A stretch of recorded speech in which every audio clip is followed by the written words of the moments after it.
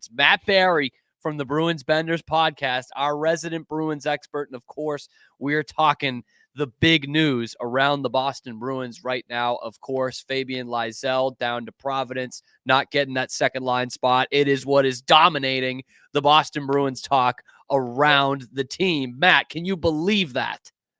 Well, I mean, the problem here, I think, it's Lysell was just actually called up a few minutes ago. He'll get another. Oh my God, Matt Barry, breaking news on our pod. He'll get a shot, one more shot here tonight against the Kings in Quebec. But I really think it's going to be Morgan Geekie there to start. And Brad Marchand made some comments recently about rookies and what he expects from them. And it seemed to be a little bit of a pointed comment toward players like Lysell and Merkulov, in that you have to play a 200-foot game. You have to be defensive minded. You have to take responsibility. You have to show up every night. So I don't know if he's totally comfortable or confident right now in someone like Lysell being on that line with Coyle and himself. So I think you're going to see Geekie there, at least to start the season. They have the option to send Lysell down to start the year. The guy, though, that I'm worried about a little bit is Merkulov, because he had 30 goals last season. He's now 24 years old. I don't think there's much to prove down there anymore. And there were some rumors that he was talking here and there with KHL teams. And I think it's something you have to keep in the back of your mind, that if he's sent down and starts in Providence again, that maybe he gets a little miffed. And I think you need to kind of keep an eye on that situation. But as far as Lysell, he'll get a look again tonight. He looked better the last time. And I expect pretty good things from him this season with Providence. But it's going to be a matter of consistency. And that's what kind of gets it done in the NHL. Matt, this is why we have you. You rolled right with that. You gave us the Fabian Lysell breakdown, which that is going to be funny to kind of monitor throughout this year. There is another storyline going on with the Bruins. This Swayman drama continues. And it's like we talked like last week, and there's been like 3 or 4 more huge headlines. I was saying in the first segment, Matt, in a way, this is good for the Bruins in a weird way, in that we are in the middle of an NFL football season. The MLB playoffs have just started, and the biggest sports story in Boston right now is the Bruins goalie and whether he's going to sign with the team. But earlier this week, let's start here with the Cam Neely. I had 64 million reasons why I would be here. And that kind of took Louis Gross, Jeremy Swayman's agent, off guard. He's saying, whoa, we haven't seen that deal yet. We haven't seen 64. And now we're hearing about 62.4. Matt, who are we supposed to believe in this one? We know Cam could be a fiery guy, but are we supposed to believe that that was actually on the table? What we're guessing is 8x8 for 64. Yeah, I mean, I think it's been reported that it might have been 8x7.8, which is, probably Cam rounding up. It's just one of those things. It's in the ballpark. And it's just, look, Cam is a hot-tempered guy. He's much different than Don Sweeney, who's a cerebral guy. And I'll say this, I think Don Sweeney loves this. I think he loves the business side of it. He's a Harvard guy.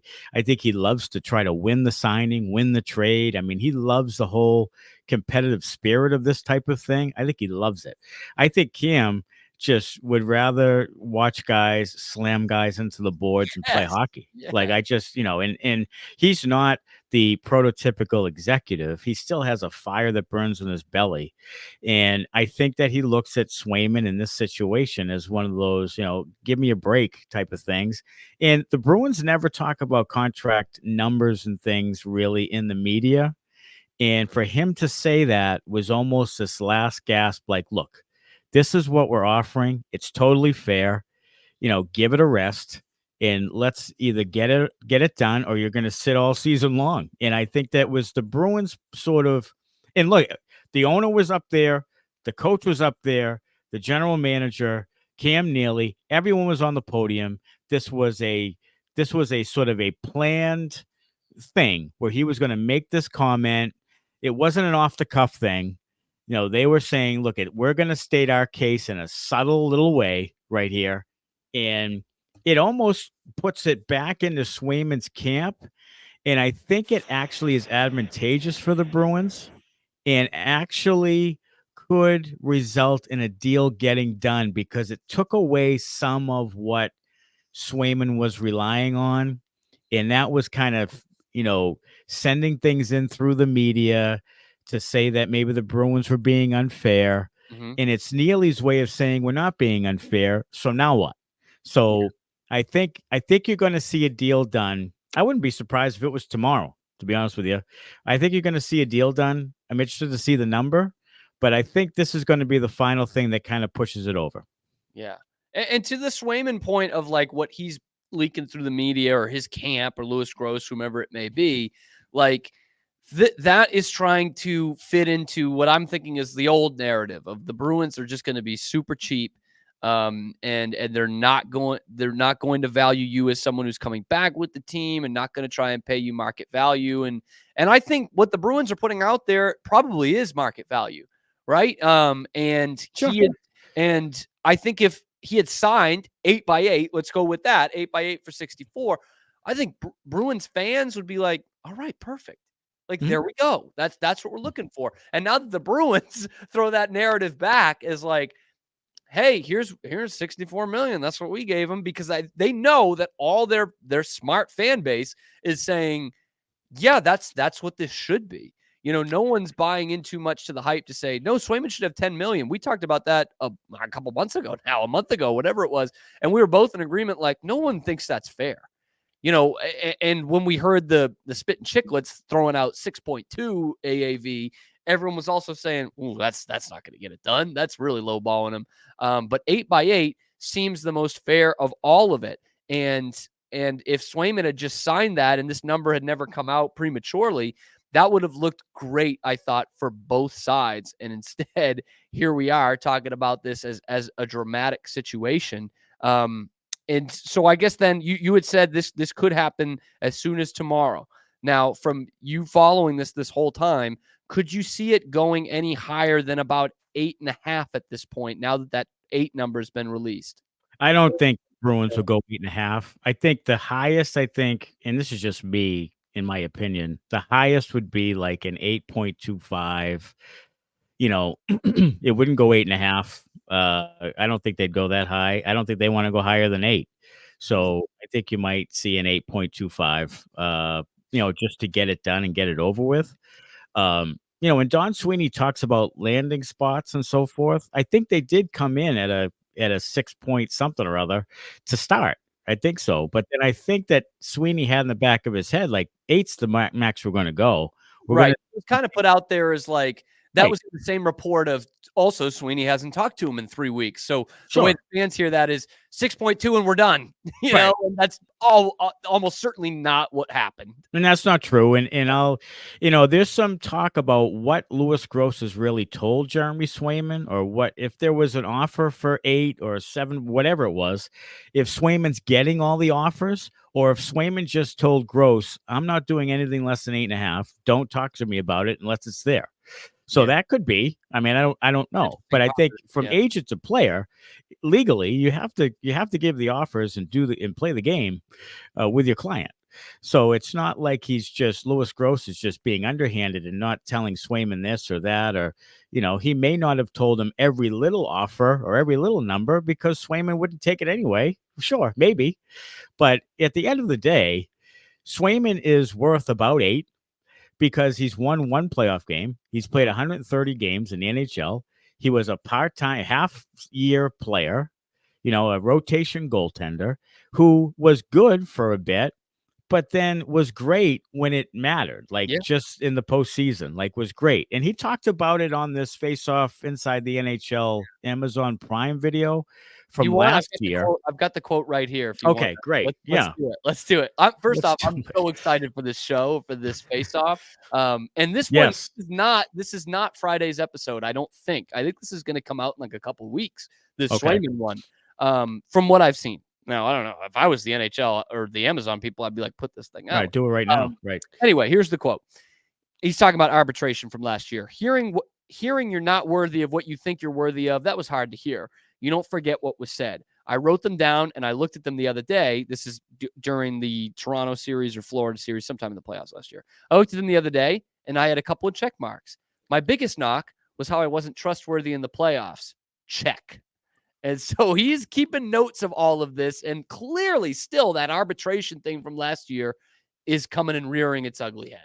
Right. And I think now, look, there's two sides to this. I love the fact that it motivates him. I hope it does. Like, I hope you're putting it all over your bathroom walls. I don't, whatever. Great. But the problem is that it's so over the top and all we keep hearing about is it. And here's the other thing. He took them to arbitration. He's a humane business major or whatever the hell it is. So the business side of it. Do you think you're walking in arbitration and they're going to say all sorts of nice things about you? No, because the judge is going to say, well, what's the problem? Here's $9 million. Like, so what? Don't tell me that you didn't expect to hear, yeah, we don't trust you in the postseason because the previous 2 years, Linus Ullmark was our goaltender in the postseason, and you only got in because he started getting banged up and tired, and we put you in later in the series. Like, so, and we lost both series. So no, we can't. We didn't know if we could trust you then. Do we know now? Yes, we have a better idea now for sure. So now that's why it's $8 million. Sure. Right. But again, it's a small sample size. And you say Saros makes 7.75. That's more of the kind of number and more of the comparable. It's not Vasilevsky. It's not even Bobrovsky. It's not even guys who won cups. It's guys like, Gibson and these types of guys.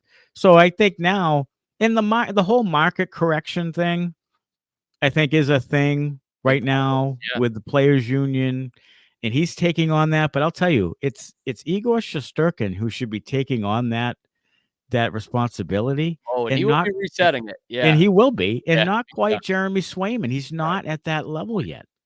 That's a good point. I mean, yeah, I think that's something that we need to remember in all of this because we all like Swayman. Yes. I think we all want Swayman to be that guy for the next 8 years. I think that titillates Bruins fans. You know what I mean? But we are talking about a guy who was out of his mind in the playoffs last year and won one playoff series. Mm-hmm. Tuukka didn't get his extension until they went to the Cup final in 2013. And they were like, okay, this is our guy. And he was a year or two older. And so it's a weird situation on that end because so many Bruins fans do want this to work. They're not like, screw it, just go with Korpisalo. No one's really saying that on the Bruins fan side of things. But you talk about it for a guy who knows his business or wants to know himself as this kind of, Wolf of Causeway Street, so to speak. Right. He's getting real offended by this. Yes. I just can't understand it. And there's nothing there that you just read that's not factual or that's any real derogatory at all, really. So yes, he wants it to motivate him, sure. But if you're that oversensitive by it, and I'll tell you this, if it's not done by this weekend and it goes into the regular season, if I'm the Bruins, I have a real temptation to pull the offer and be like, you know what? Let's wait till December 1st and let's explore the options because maybe we won't want this guy. Like maybe he just backs himself into a corner and now we just don't like the guy as much as we used to. Yeah. Like, you're not doing us a solid. You're not coming and meeting us in the middle. We didn't take you to arbitration the second time. We traded the other guy. We took only 1 year on the last deal. We did 3 things to benefit you. And you didn't come and meet us in any way, shape, or form in the middle. So, maybe I say, you know what? And I like Jeremy Swayman. And I think they're a better team with Swayman, obviously. And I think you have a real problem at goaltender, potentially, if you don't sign him. But at what cost? You know what I'm saying? It's the Boston Bruins. They spend to the cap all the time. They'll be fine. There's life after Jeremy Swayman. It's not like this guy is Ken Dryden, and there's no way you can let him go. Patrick Waugh, you can't let him go. Like, he could go, and you would find a replacement at some point. And goaltender is the one thing you've done well the last 15 years as an organization.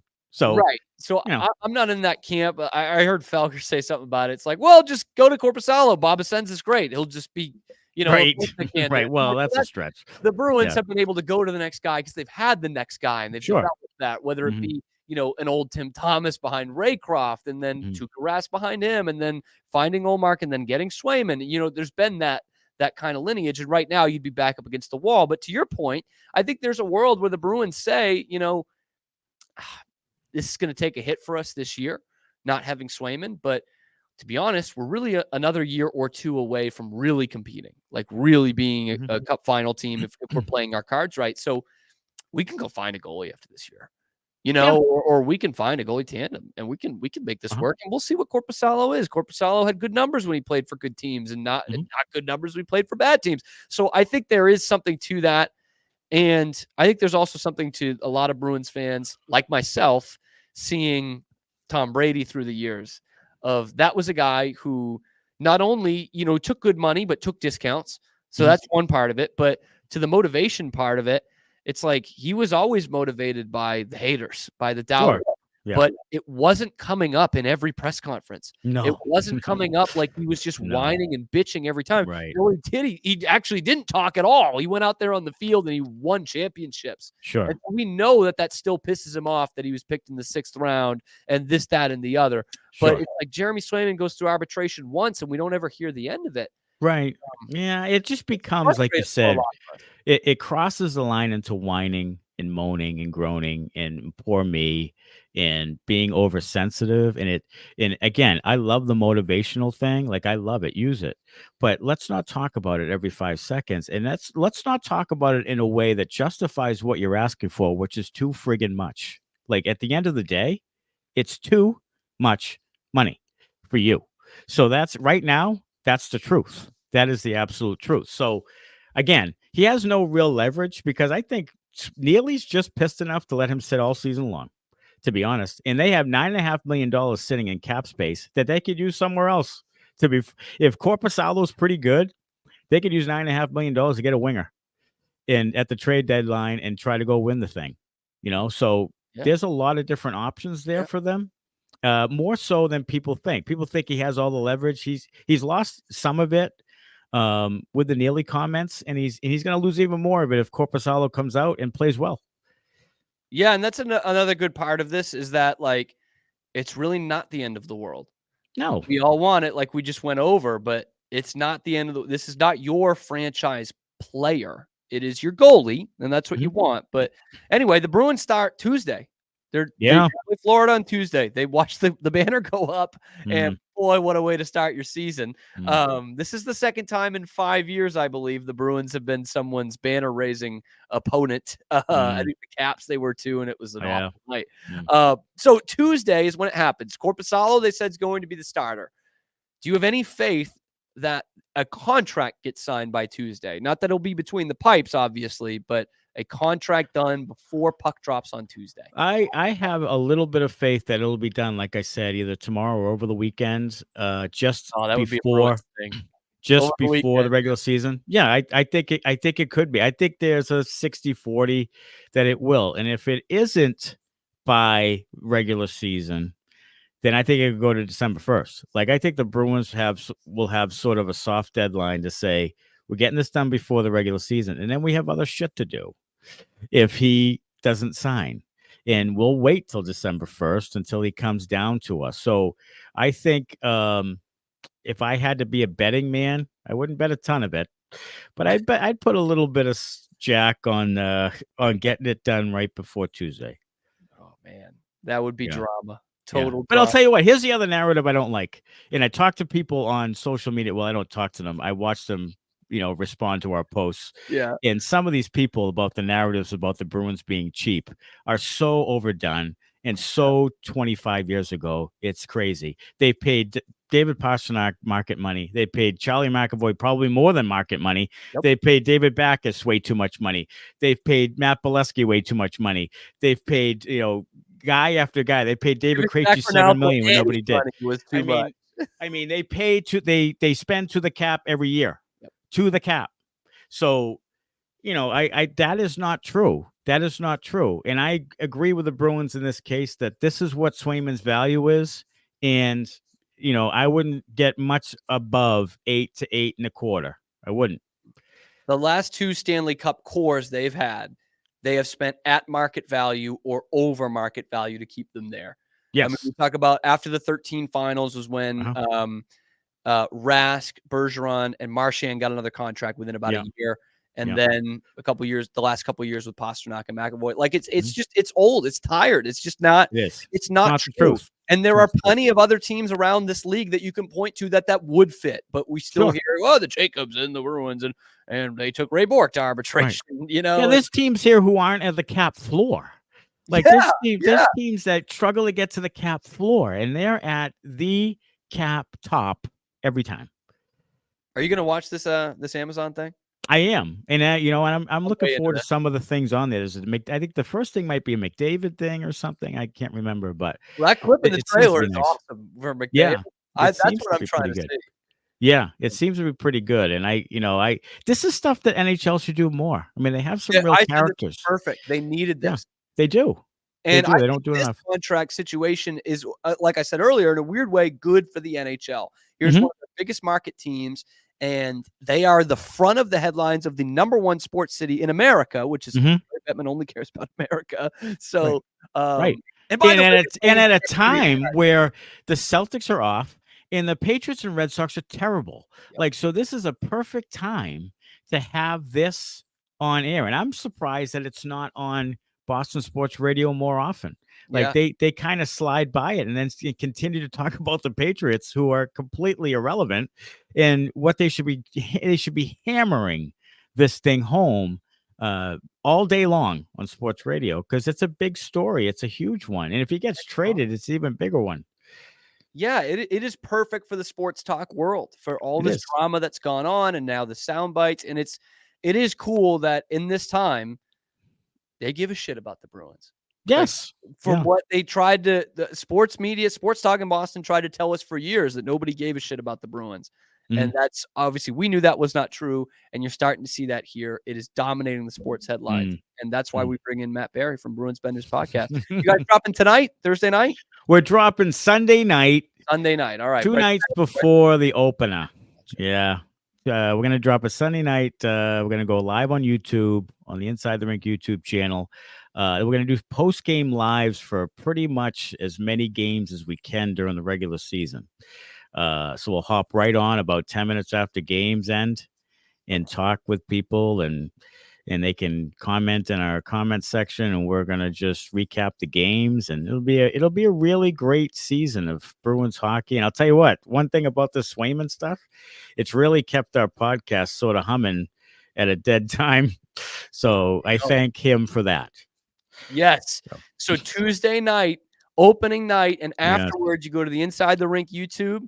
You find the Bruins Bender Podcast, and we talk about the beginning of the Joonas Korpisalo era. Yes, we talk about his shutout in Game 1 against the Florida Panthers. How would that be? I mean, how great would that be? The banner, and Tkachuk is a late addition to the lineup because he's been hurt in the preseason. And wouldn't you know it, Korpisalo tried to get him to drop the gloves. Right. Oh, yeah. And shut him out. Oh, man. I hope it goes exactly like that. We are Rogue Media Sports.